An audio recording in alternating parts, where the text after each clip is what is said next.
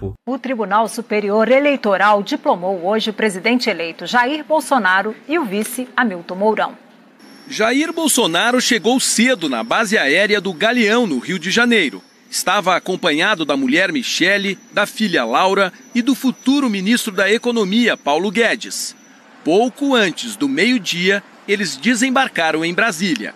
O presidente eleito Jair Bolsonaro veio à capital da República para a cerimônia de diplomação aqui no Tribunal Superior Eleitoral. A entrega do diploma oficializa o resultado da eleição e dá ao eleito o direito de assumir o mandato. A cerimônia começou às 4h30 da tarde. Estavam presentes parentes de Bolsonaro, os presidentes da Câmara e do Senado, parlamentares, ministros do governo Temer, além de futuros ministros do presidente eleito. O ex-presidente Fernando Collor, atual senador pelo PTC de Alagoas, também acompanhou a solenidade.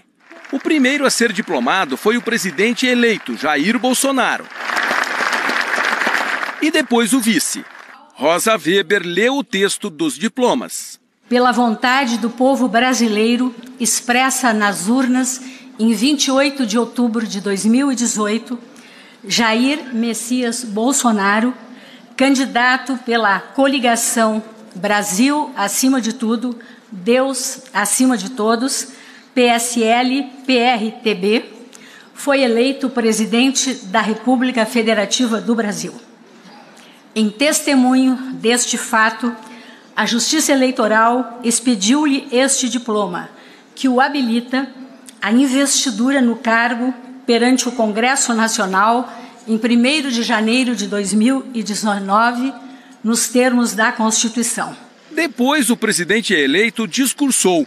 Jair Bolsonaro, que sofreu um atentado durante a campanha, iniciou o discurso agradecendo por estar vivo e elogiou a Justiça Eleitoral. Em primeiro lugar, eu quero agradecer a Deus por estar vivo e também agradecer a Deus por essa missão à frente do Executivo. Tenho certeza que ao lado dele venceremos os obstáculos.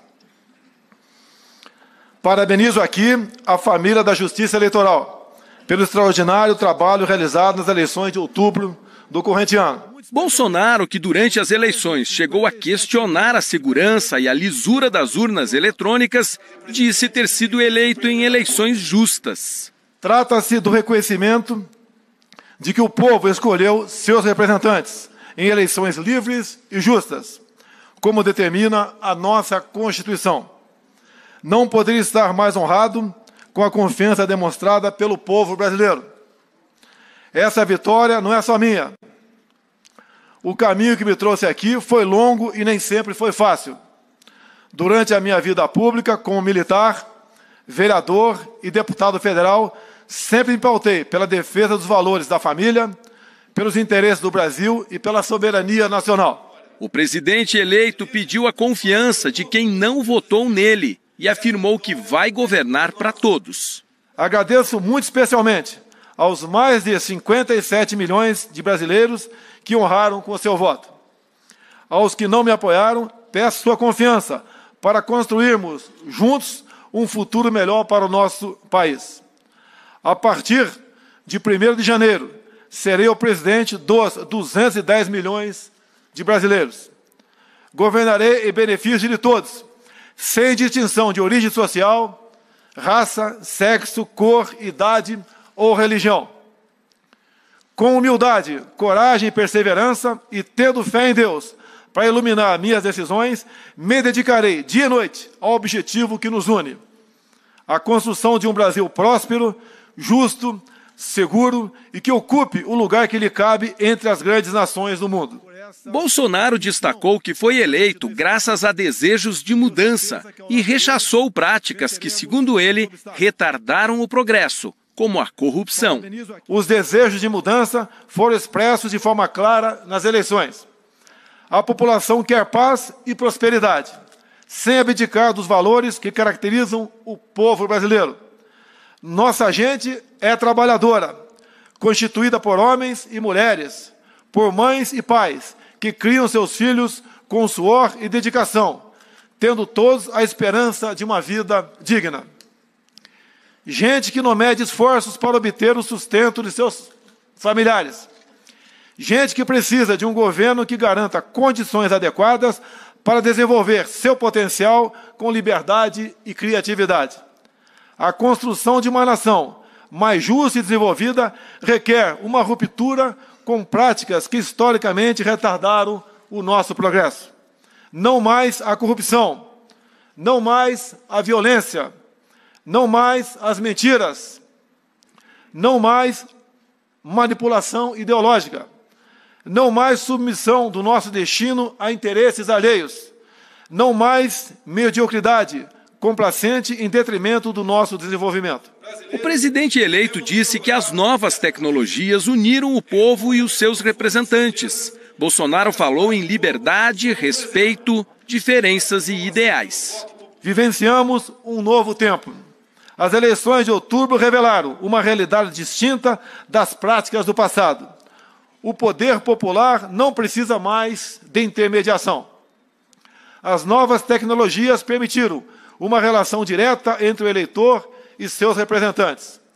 Nesse novo ambiente, a crença na liberdade é a melhor garantia de respeito aos altos ideais que balizam nossa Constituição.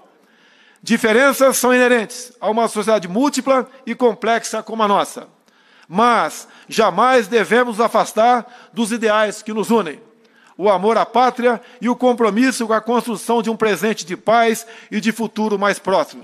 No encerramento, a ministra Rosa Weber saudou o presidente eleito e o vice e pediu respeito aos direitos humanos, às diferenças. Em uma democracia, senhoras e senhores, maioria e minoria, como protagonistas relevantes do processo decisório, hão de conviver sob a égide dos mecanismos constitucionais destinados à promoção do amplo debate, sem pré-compreensões estabelecidas nos foros políticos e sociais adequados.